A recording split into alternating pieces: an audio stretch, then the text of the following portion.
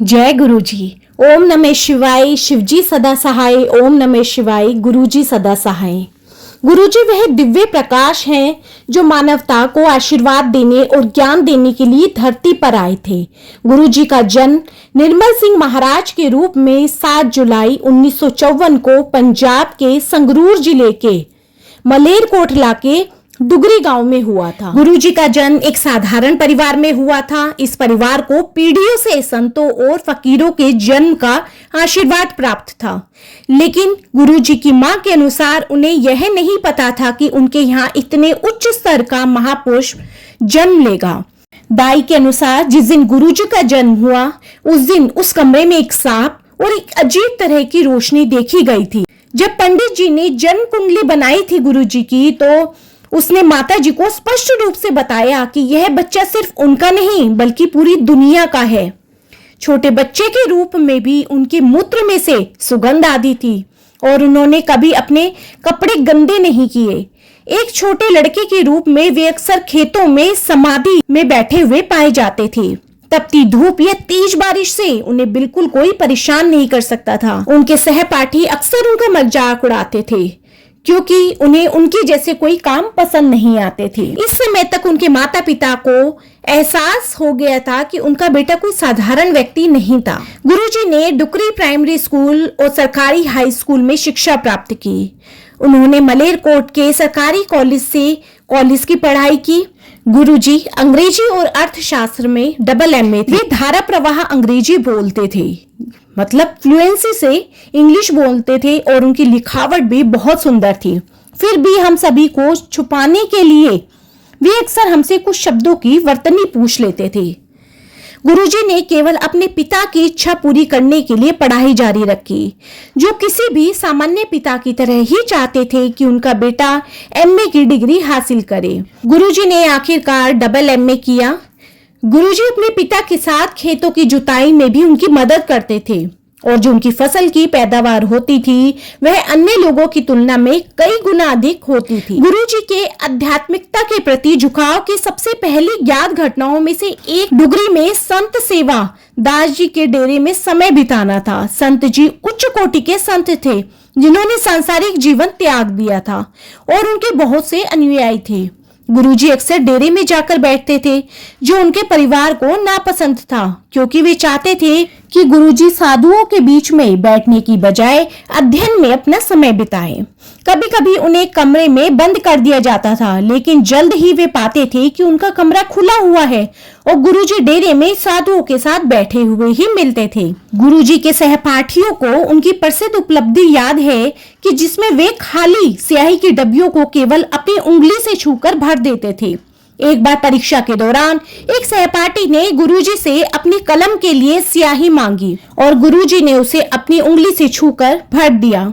उनके मित्रों ने कई बार गुरुजी के सामने यह घटना सुनाई कि कैसे वे अक्सर उन कलमों में स्याही भर देते थे जो खत्म हो जाती थी। गुरुजी ने दूसरों के सामने अपनी अलौकिक शक्तियों को दबाने और सामान्य दिखने के लिए बहुत मेहनत की, लेकिन अक्सर अपने शिक्षकों को यह देखकर हैरानी होती थी कि वह अचानक कक्षा से गायब हो जाते थे और अगले ही पल वापस आ जाते थे। उनके सहपाठियों को याद है कि उन्हें पेपर के सभी प्रश्न पहले से ही पता होते थे। गुरुजी के एक सहपाठी ने अक्सर यह घटना सुनाई कि जब वह अपने स्कूटर पर गुरुजी को कॉलेज लेने गया था, तो गुरुजी के घर पहुंचने पर गुरुजी ने उससे कहा कि उन्हें कुछ काम है और वह उनसे कॉलेज में ही मिलेंगे। गुरुजी के पास कभी स्कूटर नहीं था, फिर भी गुरुजी कॉलेज परिसर में अपने दोस्त का इंतजार कर रहे। गुरुजी का दोस्त यह देखकर के हैरान हो गया। फिर वह वापस से गुरुजी के घर गया और वहां जाकर के देखता है कि गुरुजी तो वहां भी मौजूद थे। ऐसी कई घटनाएं हैं जहां गुरुजी को एक ही समय में एक से अधिक स्थानों पर मौजूद पाया गया। एक अन्य घटना में गुरुजी के मित्र उन्हें तैरना सिखाना चाहते थे। क्योंकि गुरुजी को भीगना पसंद नहीं था, इसलिए वे अक्सर इसका विरोध करते थे। एक दिन सब एकत्र हुए और गुरुजी को गांव के कुएं में फेंकने का निर्णय किया। उनका एक मित्र तो कुएं में उतर गया और दूसरा उनको कुएं में धकेलने की कोशिश करने लगा। जब गुरुजी को कुएं में धकेला गया तो उनके मित्र यह देखकर चौंक गए कि वे पानी में नहीं गिरे बल्कि कुएं के ऊपर तैर रहे थे। उनके मित्र डर गए और इससे पहले कि वे कुछ समझ पाते, गुरुजी उनके बगल में कुएं से बाहर आ गए। उनके कपड़े पूरी तरह सूखे थे। आज तक कोई यह नहीं समझ पाया कि गुरुजी कुएं से बाहर कैसे आए और उनके कपड़े कैसे सूखे थे। गुरुजी को गंदे होना या अपने कपड़ों को गंदा करवाना बिल्कुल पसंद नहीं था। वे कृषि क्षेत्रों में सामान्य काम करने के इच्छुक नहीं थे। एक दिन गुरुजी के पिता ने उनसे कहा कि वे चावल के खेतों में उनके साथ काम करें। जैसे ही उनके पिता उन्हें खेतों में ले जाने वाले थे, तभी दो व्यक्ति स्कूटर पर आए और गुरुजी को अपने साथ लेकर के चले गए। उनकी माताजी अक्सर गांव की चक्की से गेहूं या मक्का पिसवाने के लिए गुरुजी को भेजती थी। वे घर से गेहूं और मक्का ले जाते और उसे पिसवाने के बाद उसे गरीबों और जरूरतमंदों में बांट देते थे। एक दिन गुरुजी लोगों से भरा हुआ पूरा ट्रक भर के घर पर लेकर के आए और अपनी माँ को उन सब के लिए खाना बनाने को कहा। उनकी माँ थोड़ी नाराज तो हुई, पर उन्होंने सबके लिए खाना बनाया और सबने पेट भर खाना खाया। फिर उन्होंने अपनी माँ के द्वारा बनाई हुई चटाई उन सब लोगों को दी और कहा कि वे आज यहीं आराम करें, अगले दिन ही जाएं। जब उनके परिवार वालों ने उनसे पूछा कि आपने ऐसा क्यों किया कि भरा हुआ ट्रक घर पर लेकर के आए, तो गुरुजी ने कहा कि अगर मैं उनको रोकता नहीं रात को तो उनका एक्सीडेंट हो जाता और वो सभी लोग मर जाते। उन्हें रात में शमशान में जाने से कोई संकोच नहीं था और वे अक्सर वहां घंटों ध्यान किया करते थे। गुरुजी ने 1975 में अपना गांव और घर छोड़ दिया था और कॉलेज के बाद उन्होंने 1983 में कुछ समय के लिए पंजाब स्कूल शिक्षा बोर्ड की संगरूर स्थित क्षेत्रीय कार्यालय में लिपिक सहायक के रूप में भी काम किया था। गुरुजी ने 8 वर्ष की आयु तक अपनी सभी इच्छाओं पर पूर्ण नियंत्रण कर लिया था और वो अपना सारा समय अपने ध्यान को समर्पित कर देते थे। कुछ समय बाद उन्होंने इस दुनिया में अपने आध्यात्मिक यात्रा पूरी करने के लिए घर छोड़ दिया। वे अक्सर अपनी किसी परिचित के घर में प्रकट होते, कुछ दिन रुकते, फिर चले जाते जहां भी उनका मन होता और यहाँ तक कि कई दिनों के लिए भी गायब हो जाते थे। वे जहां भी रहते लोगों की बीमारी, उनकी समस्याएं जड़ से खत्म कर देते थे। जल्द ही उनकी शक्तियों की खबर पूरे पंजाब में फैल गई और लोग उन्हें ढूंढने लगे, चाहे वे जहां भी हो। गुरुजी के पिताजी ने गुरुजी के जीवन के तरीके पर भी कभी विश्वास नहीं किया और ना ही वे पसंद करते थे। उन्हें लगता था कि उनका बेटा सिर्फ एक भगवान होने का दिखावा कर रहा था। एक बार उनके पिताजी ने यह देखा कि गुरुजी के साथ में एक शेर कमरे के अंदर गया तो गुरुजी के पिताजी डर गए। उन्होंने वहां आसपास रहने वाले कुछ लोगों को बुलाया और उन्होंने कहा कि वहां अंदर शेर गया है। लेकिन फिर उनके पिता को यह बताया गया कि कमरा तो बंद है और गुरुजी ध्यान में बैठे हैं। उस दिन के बाद से गुरुजी के पिता समझ गए कि उनका जो बेटा है वो कोई साधारण इंसान नहीं है, बल्कि एक खास है।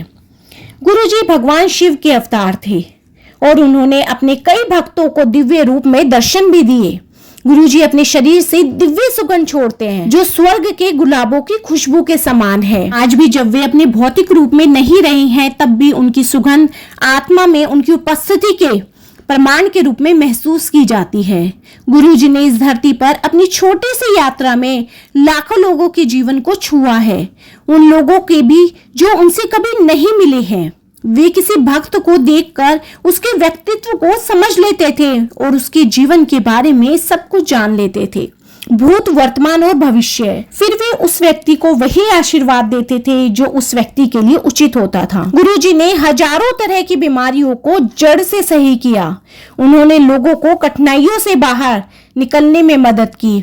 उनके पास आने वाले सभी लोगों को शांति और खुशी मिलती थी। उन्होंने उन लोगों को भी आशीर्वाद दिया जिन्होंने उन्हें कभी देखा भी नहीं था, लेकिन उनके रिश्तेदार और दोस्त उनके पास आते थे और अपनी समस्याओं को दूर करने के लिए उनसे मदद मांगते थे। उनकी संगत के दौरान, जैसा कि दैनिक सभाओं में कहा जाता था, मधुर गुरबानी और शब्द हॉल में प्रवाहित होते थे, जहां भक्त उनके सामने फर्श पर बैठते थे और ध्यान करते थे। वह उन्हें छूकर नहीं बल्कि अपनी आध्यात्मिक शक्तियों से उनके जीवन के मार्ग को बदलकर उन्हें आशीर्वाद देते थे। वे अक्सर अपने भक्तों को ठीक कर देते थे, उनकी बीमारियां सही कर देते थे, उन्हें स्वस्थ कर देते थे उन्हें ऐसी चीजें दे देते थे जिसके बारे में उन्होंने कभी सोचा नहीं था। आज गुरुजी के भौतिक रूप से चले जाने के बाद भी भक्त उनके अनगिनत आशीर्वाद प्राप्त करने के लिए बड़े मंदिर आते हैं। उन्होंने हमेशा कहा था कि जो कोई भी उनके मंदिर में प्रवेश करता है उसे किसी न किसी हद तक आशीर्वाद मिलता है। ऐसा कुछ आज भी होता है। जिन संगत ने गुरुजी को नहीं भी देखा है उनके साथ भी बहुत चमत्कार होते हैं। वे लोग भाग्यशाली थे जिन्होंने सच में गुरुजी का स्पर्श पाया और गुरुजी उनको ठीक कर देते थे। वे केवल एक नजर से ही अपने संगत को ठीक कर देते थे। प्यार के सागर से भरी आंखों से उन सभी लोगों पर अपना आशीर्वाद बरसाते थे जो परेशान थे। जो लोग गंभीर संकट की घड़ी में उनके पास गए उन्हें बिना मांगे ही सहायता मिली। गुरुजी के चमत्कार उपचारों की कहानियां बहुत हैं। गुरुजी के सत्संग में बीमारियों को दूर भगाने, परेशान करने वाले बॉस को दूर रखने, आखिरकार उचित पदोन्नति पाने और यहाँ तक कि गुरुजी के आदेशों का पालन करने के लिए मजबूर होने की मंत्रमुग्ध करने वाली बातों से भरे हुए होते थे। इस दुनिया में जहाँ बहुत से उपदेशक मोक्ष के मार्ग पर आगे बढ़ने में मदद करते हैं, वहीं गुरुजी कर्म में लगे हुए वे अपने भक्तों का बोझ अपने ऊपर ले लेते थे। उनकी समस्याएं जो होती थी उनको दूर कर देते थे। एक प्यारे पिता की तरह वे अपने भक्तों की रक्षा करते रहे हैं। वे न केवल भक्तों के चेहरों पर मुस्कान लाते हैं बल्कि उन लोगों के जीवन में आने वाली मुश्किलों को भी दूर कर देते हैं। पहले ही नहीं, आज भी गुरुजी अपने भौतिक शरीर में ना हो करके भी न जाने दिन प्रतिदिन कितने चमत्कार करते हैं। गुरुजी की छत्र छाया में यह सब कुछ सिर्फ संयोग से नहीं हो पाता, बल्कि जो केवल गुरुजी को पसंद है उसी हिसाब से होता है और उनका चुनाव जो उनके आदेश के माध्यम से प्रकट होता है निश्चित रूप से आपको सबके उज्जवल भाग्य की ओर ले जाता है, जो अक्सर भक्त की कल्पना की सीमाओं से भी परे होता है। गुरुजी की कृपा की वर्षा धरती पर होने लगी थी, जिससे लाखों लोग अपने दुख कम करने के लिए गुरुजी के पास आते थे। सत्संग जो होते थे वहां पर आकर के बैठते थे। यहाँ भारत और दुनिया के दूसरे लोगों से लोग गुरुजी के पास आकर के आशीर्वाद लेते थे। गुरुजी के सत्संग में परोसी गई चाय और लंगर प्रसाद में उनकी विशेष दिव्य कृपा होती थी। भक्तों ने उनकी कृपा को विभिन्न रूप से अनुभव किया। असाध्य रोग ठीक हो गए और कानूनी, वित्तीय और भावनात्मक समस्याओं का पूरा जाल सुलझ गया। संगत के कुछ सदस्यों को देवताओं के दिव्य दर्शन भी हुए। गुरुजी के लिए कुछ भी असंभव नहीं था। गुरुजी लिखे हुए भाग्य को भी फिर से लिख देते थे। गुरुजी के दरवाजे ऊंचे नीचे, गरीब अमीर और सभी धर्मों के लोगों के लिए खुले थे। सबसे साधारण आदमी से लेकर सबसे शक्तिशाली राजनेता, व्यापारी, नौकरशाह, सशस्त्र सेवा के कर्मचारी, डॉक्टर और पेशावर सभी उनका आशीर्वाद लेने आते थे।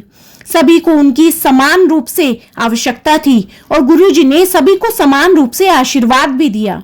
उनके पास बैठने वाले, उनके पैर छूने वाले लोगों को भी उतना ही लाभ होता था जितना कि दुनिया में कहीं भी प्रार्थना में उनका आशीर्वाद लेने वाले लोगों को। सबसे महत्वपूर्ण बात थी पूर्ण समर्पण की और उन पर बिना शर्त किए भरोसा करने की। गुरुजी देने वाले थे। उन्होंने कभी किसी से कुछ नहीं लिया या किसी से कुछ मांगा नहीं। कल्याण किता गुरुजी कहते थे और हमेशा आशीर्वाद भक्त को मिलता था। उन्होंने एक बार समझाया था कि उनका हमेशा आशीर्वाद केवल इस जीवन के लिए नहीं बल्कि निर्वाण के साथ समाप्त होता है। गुरुजी ने कभी कोई उपदेश नहीं दिया या कोई अनुष्ठान निर्धारित नहीं किया, फिर भी उनके संदेश को भक्त द्वारा केवल भक्तों को ज्ञात तरीके से प्राप्त किया गया। उनके साथ ये संबंध न केवल उत्थान और ऊर्जा देने वाला था बल्कि गहराई से बदलने वाला भी था। संगत के जीवन को ऐसे स्तर पर बिठा दिया गुरुजी ने जहां आनंद, पूर्णता और शांति आसानी से मिल गई। गुरुजी के रूप में गुलाब के समान एक दिव्य सुगंध फैलती थी और आज भी उनकी सुगंध उनके भक्तों द्वारा उनकी उपस्थिति के प्रमाण के रूप में महसूस की जाती है। गुरुजी ने 31 मई 2007 को दिल्ली में महासमाधि प्राप्त की। गुरुजी ने 31 मई 2007 को महासमाधि ली। उन्होंने कोई उत्तराधिकारी नहीं छोड़ा। दिव्य प्रकाश के लिए कोई नहीं है। उनका जोर इस बात पर था कि भक्त हमेशा उनसे सीधे जुड़े। गुरुजी कहते थे कि सीधा कनेक्शन मुझसे बनाओ। जब गुरुजी अपने नश्वर रूप में भी रही है, यानी अपने चोले में भी नहीं है, तो भी उनका आशीर्वाद चमत्कार कर रहा है। गुरुजी की कृपा उन संगत पर भी बरसती है जिन्होंने उन्हें चोले में नहीं देखा है। गुरुजी का कहना था कि दिव्य शक्ति का कोई उत्तराधिकारी नहीं होता और वो अपने भक्तों से सदैव जुड़े रहते हैं। वे दिव्य रूप से सभी भक्तों के साथ नश्वर रूप से जुड़ गए।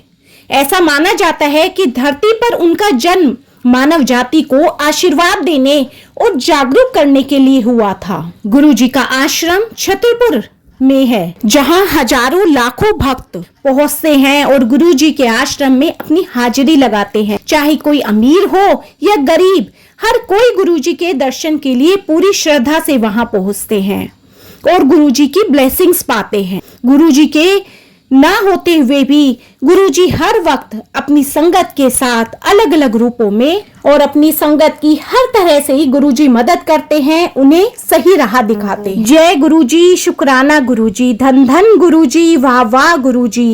ओम नमः शिवाय, शिवजी सदा सहाय। ओम नमः शिवाय, गुरुजी सदा सहाय। जय गुरु।